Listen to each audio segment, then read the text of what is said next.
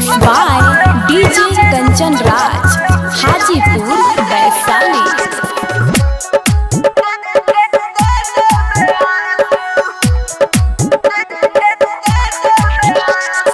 हमरा से दूरे रहू आव जन पासू हंसत अखिया में दे देबे आंसू। हमरा से दूरे रहू आव जन पासू हंसत अखिया में दे देबे आंसू।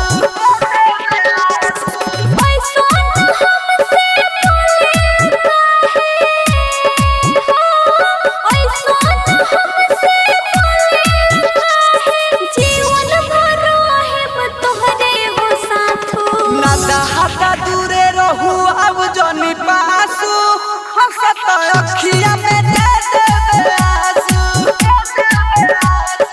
हमरा से दूरे रहू अब जनी पासू हंसत अखिया में दे देबे आंसू। DJ Kanchan Raj, DJ Kanchan Raj,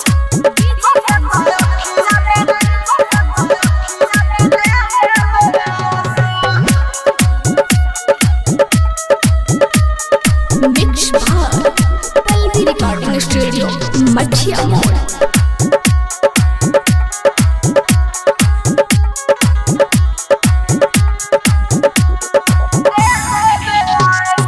जानेलु सोन बड़ी तिरिया चरित्र जानेलु सोन बड़ी तिरिया चरित्र करबू सघात रही दिलवे के भीतर।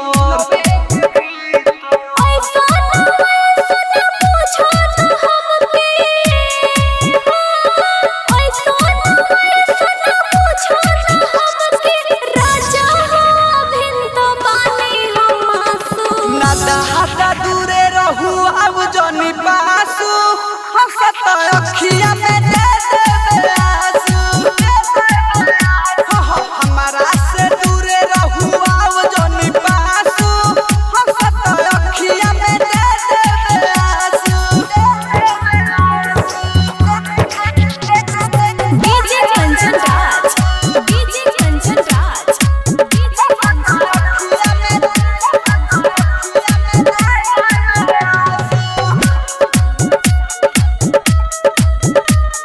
Mixed by Palvi Recording Studio, Mathia Mall।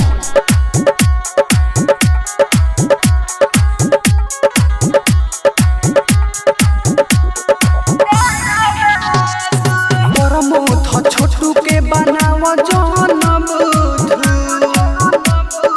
अपी पराठी बनाव जनी बुध करी हो ना प्यार समझावे ले गुडू।